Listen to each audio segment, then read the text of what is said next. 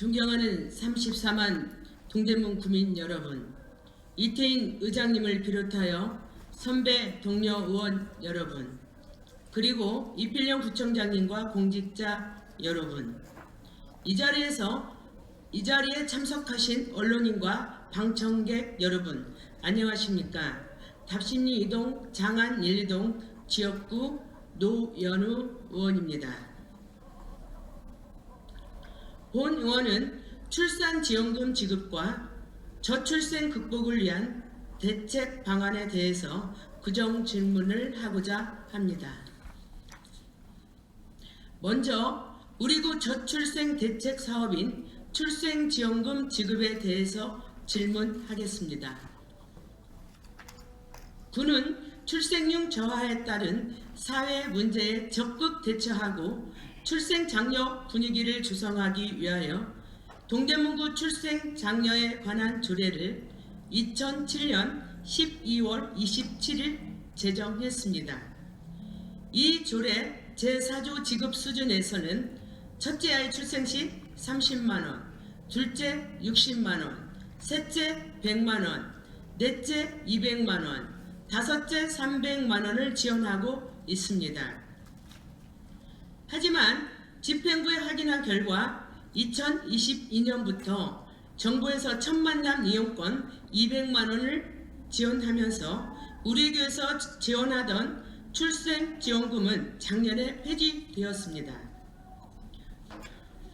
최근 통계청 자료에 의하면 지난해 우리나라 출생 합계율이 0.78명으로 역대 최저를 기록했습니다.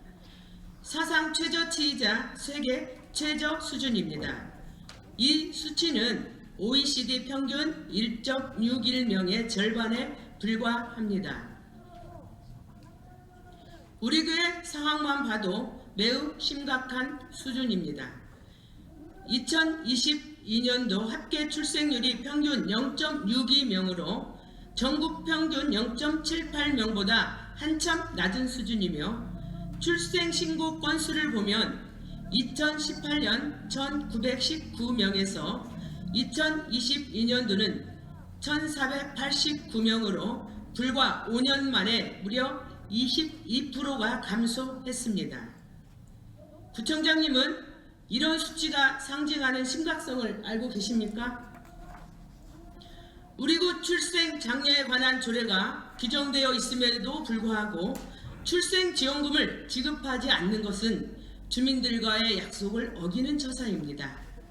게다가 첫 만남 이용권 200만원 중에 구비는 고작 67만원밖에 지원하지 않는 것은 출산 장려와는 전혀 맞지 않는 행정입니다. 우리 구 저출생 대책 예산 382억 원 중에 첫 만남 지원금은 구비 8억 원이며 출생 장려 등 지원 운영에 3억 원이 편성되어 있습니다.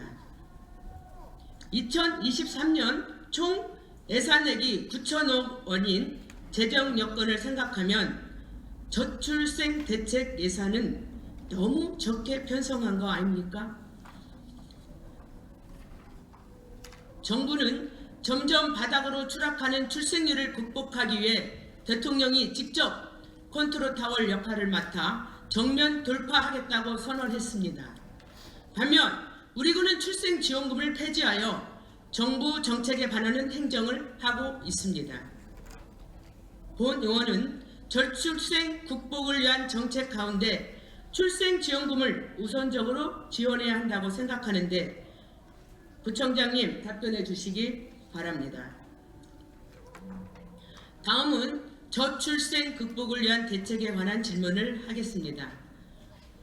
본 의원은 우리 구의 저출생 대책은 백약이 무해할 정도의 난제라고 생각합니다. 저출생 극복을 위한 참신한 아이디어와 우리 구가 할 수 있는 역할을 찾아야 합니다. 모 언론에서 대한민국 청년이 아이를 낳지 않는 이유에 대해서 방송했습니다. 본 의원은 인터뷰 중 지금 내 삶 자체가 위기인데 어떻게 아이를 낳겠느냐 라는 말이 마음에 와 닿았습니다. 결혼 정년기의 청년들이 안정적으로 취업을 하고 결혼을 할 수 있는 생활 환경이 만들어져야 합니다.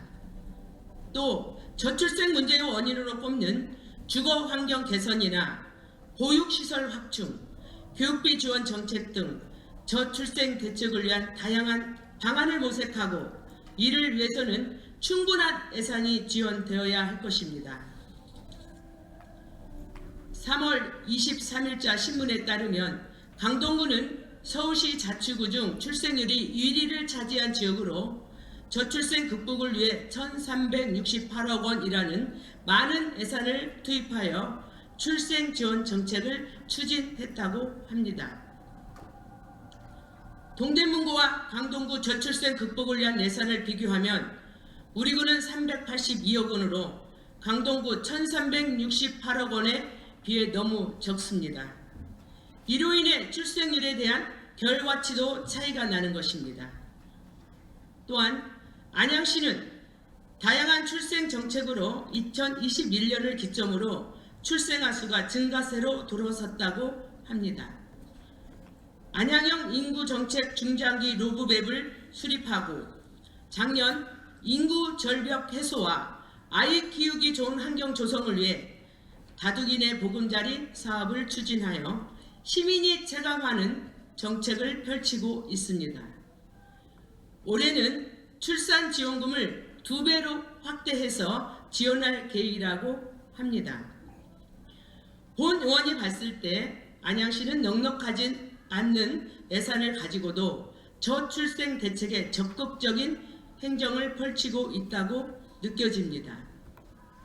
이 외에도 행정안전부 2021년 11월 4일 보도자료에 따르면 저출산 위기 극복 우수 사례 경진 대회를 통하여 11건의 우수 사례를 발표했습니다. 그 중에 울산의 신혼부부 주거 지원 사업과 강원도의 든든한 육아 기본 수당, 강원도 양주군 공공산후조리원 운영 등이 우수 사례로 선정되어 있습니다. 이런 좋은 사례들을 참고해서 구정에 적극 반영하실 의향이 있는지요? 저출생 문제가 심각한 이유는 인구의 감소로 국가가 소멸한다는 위기감, 근로의 노동력을 가진 사람이 줄어 국가 경제 성장의 불이 꺼지게 된다는 것입니다. 이제 아이를 출산하고 양육하는 것은 개인의 문제가 아니라 국가와 지자체가 함께 노력해야 할 때입니다.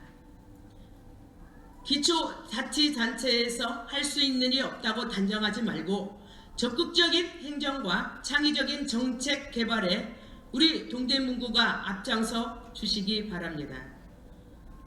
저출생 대책 사업 예산은 지출이 아니고 국가의 존립과 사회 경제의 지속 가능성에 투자하는 것입니다. 지금이라도 저출생 극복을 대비하지 않으면 우리의 미래는 없습니다. 부총장님, 다시 한번 묻겠습니다. 첫 번째, 출생 장려를 위해 어떤 정책을 발굴할 것인지 답변하여 주시기 바랍니다. 두 번째, 저출생 문제를 해결하기 위해 구에서 폐지한 출생지원금은 반드시 다시 시행돼야 한다고 생각하는데 답변하여 주시기 바랍니다. 출생률을 걱정하면서도 정작 아이 낳기 좋은 생활 환경, 아이들에게 필요한 건강한 환경을 만들어주는데 인색한 건 아닌지 고민이 필요한 시점입니다. 이상으로 구정 질문을 마치겠습니다. 감사합니다. 노예미 의원께서 질문하신 저출산 극복 대책에 대해 말씀드리겠습니다. 먼저 저출생 대책인 출산지원금과 관련해서는 지난 2022년 보건복지부에서 천만남 이용권을 실시하면서 모든 출생아에게 200만 원을 지원하게 되었습니다. 우리 구는 출산지원금과 천만남 이용권을 통합하여 시행하게 되었습니다. 현재 우리 구를 비롯한 18개 구가 출생지원금을 자금 지급을 종료하였고 강남구 등 7개 구는 출생지원금을 유지하고 있는 실정입니다. 우리 구 저출산 극복 대책에 대해 말씀드리겠습니다. 우리 구는 심각한 저출생 문제에 대응하고자 올해 총 39개 사업을 선정하면서 1,238억을 투입하고 있습니다. 아이 키우기 좋은 동대문구 조성을 목표로 부구청장을 단장으로 하여 저출생 대응 TF를 구성하였고 관련 부서를 중심으로 저출생 국법 방안을 모색하여 동대문구만의 특색 있는 저출생 대응 사업을 발굴하기 위해 노력하고 있습니다. 저출생에 대해 꾸준한 관심을 갖고 적극적으로 대응 정책을 발굴하여 출산 친화적 분위기를 조성하여 우리 구의 출산율을 계고하는 데 최선을 다하겠습니다. 저출생 극복 대책은 그 인구 절벽 해소의 가장 중요한 문제이고 그 저출생 극복 방안 문제는 국가 존립의 지속 가능성이라고 하는 그 부분에 적극 동의합니다.